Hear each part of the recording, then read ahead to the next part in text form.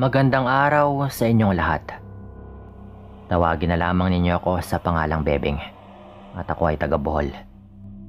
Nais ko lang ding magbahagi sa inyo nang naging karanasan namin noon ng aking nakababatang kapatid na itago na lang din natin sa pangalang Maria. Nangyari po ito noong ipinagbubuntis nito yung panganay na anak nila ng kanyang asawang tawagin naman nating Dindo. Nang mga panahong ito ay wala pa akong sariling pamilya. Bali nauna pong magkaroon ng asawa yung nakababata kong kapatid. Nagtatrabaho noon bilang isang driver ng truck yung asawa ng kapatid ko, na siyang naghahatid naman ng mga muebles sa iba't ibang bahagi ng aming lugar at kung saan man sila dapat mag-deliver ng kanilang mga produkto. Sa kadahilan ng yon, minsan ay hindi sigurado yung oras ng uwi nito sa kanilang bahay. May mga pagkakataon kasing inaabot siya ng gabi o kaya ay madaling araw sa kanyang trabaho, na siyang ikinabahala niya, lalo na't naiiwan nga yung kanyang asawa sa kanilang inuupahang bahay. Mag-isa lang akong nakatira sa bahay na iniwan ng aming mga magulang dahil pareho nang wala yung mga ito. Dalawa lang din kaming magkapatid ni Maria. Kaya nga pinagsabihan ko na lang din silang magkakasama na lang kaming tumira sa bahay na iyon. Ngunit tumanggi nga sila. Gayong mas nais raw nilang bumukod.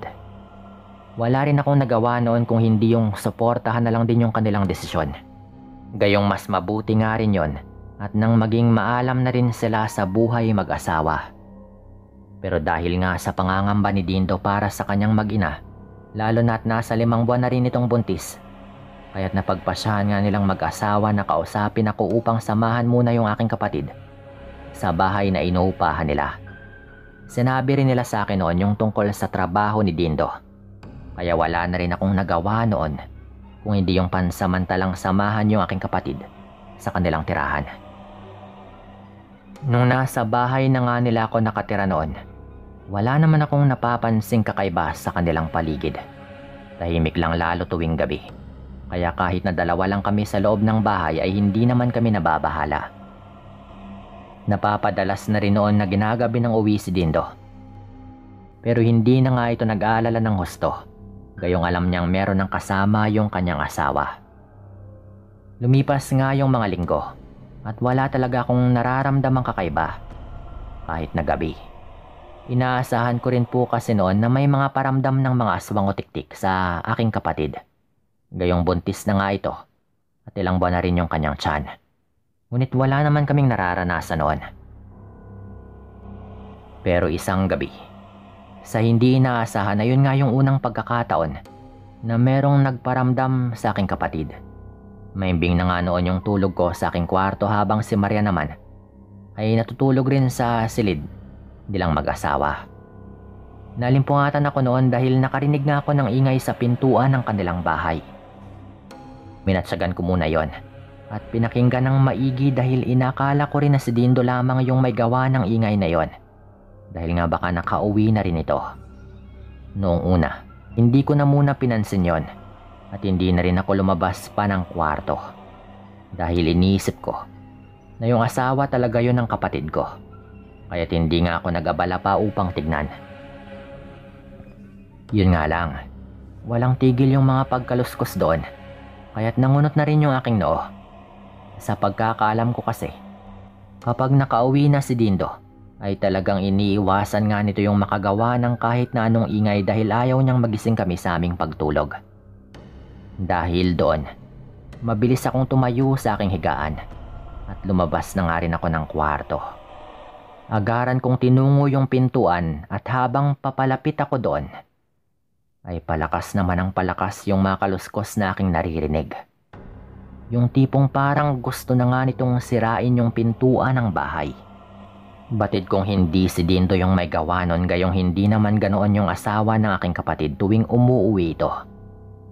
Bahagya nga akong nabahala at nakaramdam ng kakaibang takot.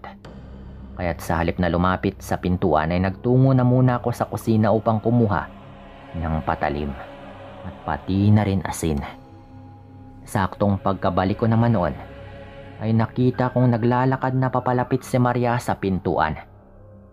Patakbo nga akong lumapit sa kanya at pinigilan siya na makalapit doon.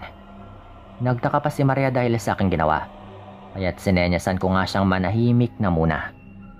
Walang ano-ano rin po noon. Natigil yung pagkaluskos na aming naririnig.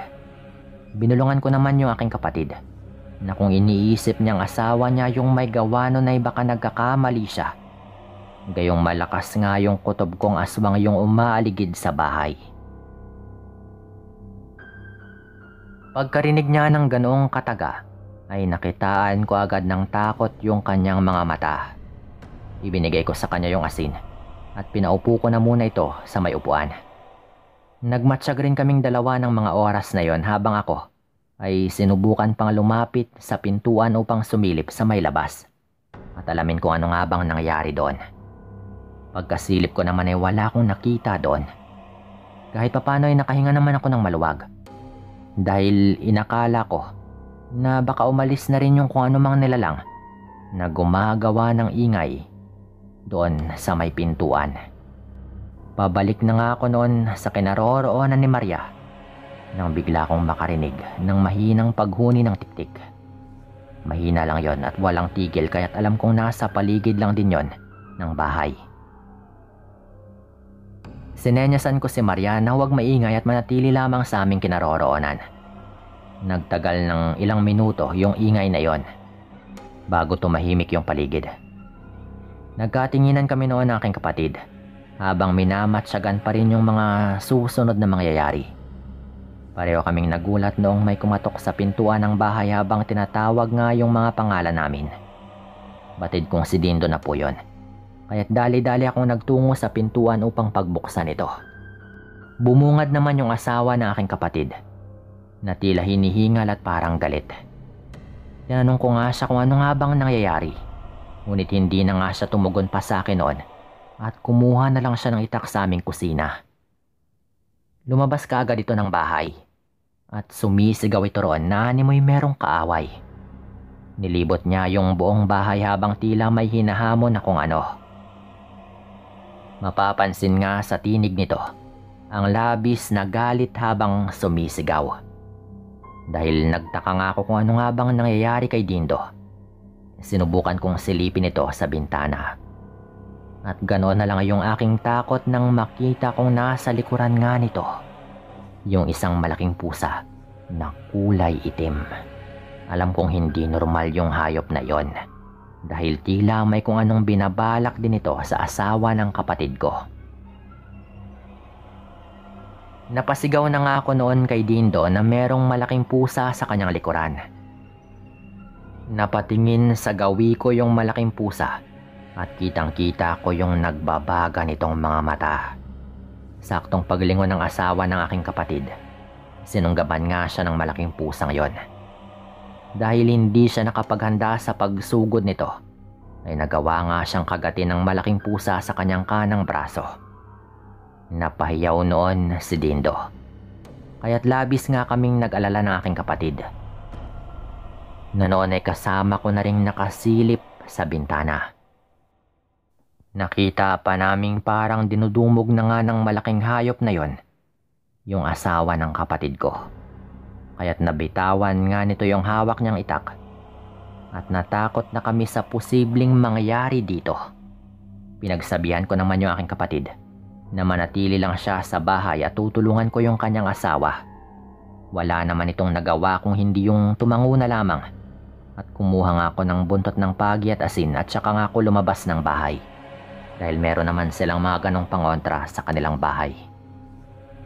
Nung naroroon na nga ako, kitang-kita kong nakalapit na nga yung malaking pusang aswang na yon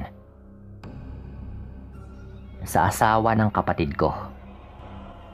Akmang atakihin pa nga sana niya ito at ulitin marahil yung ginagawa nito kay Dindo, pero napasigaw na nga rin ako dito. Hindi man lang lumingon sa akin yung malaking pusang yon, kaya't naisipan ko nang tumakbo papalapit sa mga ito. Nang makalapit na nga ako, mabilisan kong isinabo yung asin na aking dala. Hindi ko rin inasahan na bahagyang matatamaan yung malaking pusang yon, kaya't napalingon nga ito na animoy galit sa aking ginawa. Inangilan pa nga ako nito kaya't napahinto nga ako sa aking pagtakbo at bahagya na ring napatras. Itinoon naman ng malaking pusa yung kanyang atensyon sa akin noon at naglakad nga ito papalapit sa akin. Kaya't napatras na lamang ako noon. Alam kong aatakihin ako nito. Kaya kahit nanginginig nga yung aking kamay ay inihanda ko pa rin yung hawak kong buntot ng pagi. Patuloy ito sa pag-abante habang ako naman ay patuloy ring umaatras. Walang ano-ano ay sinugod nga ako nito. Kahit na ako ay takot noon at nanginginig na nga ng mga sandaling yon. Binasiwas ko pa rin yung buntot ng pagi at saktong paglapit ng malaking pusang yon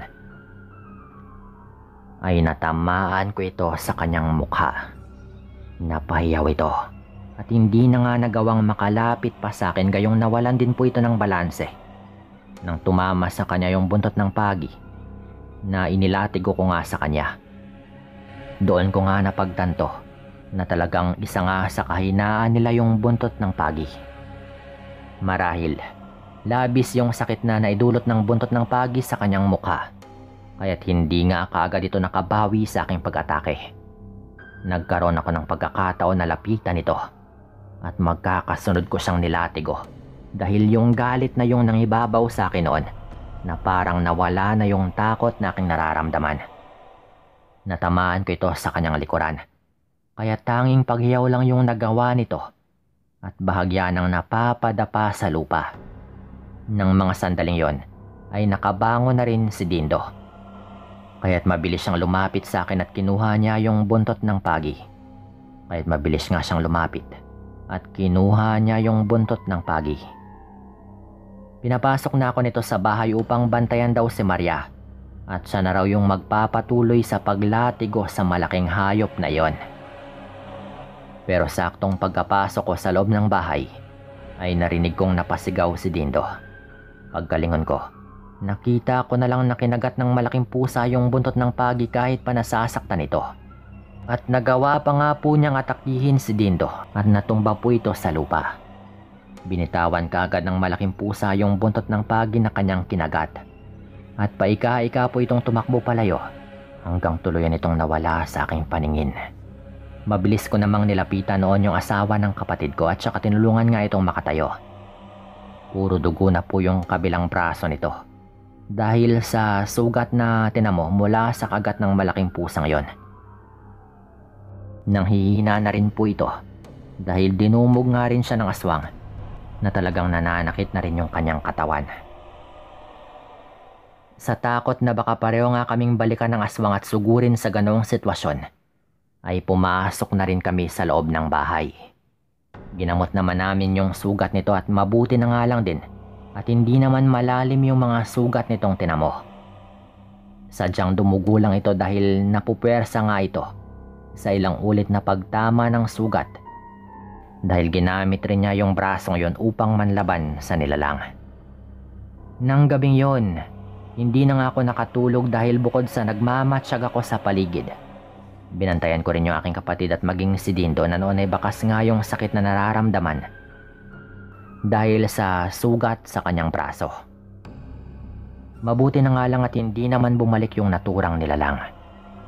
Kinaumagahan din po noon, dinala na muna namin si Dindo sa ospital upang ipagamot yung kanyang sugat. Hindi pa kami nakontento noon at pinaalbularyo pa nga namin ito at nang makasiguro na ring walang mangyaring masama sa kanya. Dahil sa nalaman din ng albularyo yung tungkol sa nangyari, minabuti nga nitong bigyan ng pangontra sa aswang yung aking kapatid. Meron din po itong ibinigay sa akin pati na rin kay Dindo. Ayon pa rito, may malakas raw na dasal yon para hindi basta-bastang makalapit yung aswang sa aming paligid. Kaya't napakalaking tulong nga po yon para sa amin. Nagpasalamat kami sa albularyo noon at ginawa nga yung mga bagay na kanyang inihabilin. Napagpasya na rin po namin noon na sa bahay ko na lang din manatili, lalo at baka bumalik nga yung aswang. Dahil sa paglipat namin ng bahay ay nakampante nga kaming mas ligtas kami ron. Sa kabutihang palad naman ay hanggang sa makapanganak nga noon si Maria, ay wala na kaming naging karanasan sa aswang. Tumira nga po sila sa bahay ng mga ilang ring taon, bago nga sila nagpasyang kailangan na rin talaga nilang bumukod upang makapagsarili. Ako naman po ay nakapangasawa rin. At nagkaroon din po ako ng 2 anak, habang si Maria naman at Dindo ay meron na ring 3 anak ngayon. Dito ko na rin po ito tatapusin at maraming salamat sa lahat ng mga makikinig dito.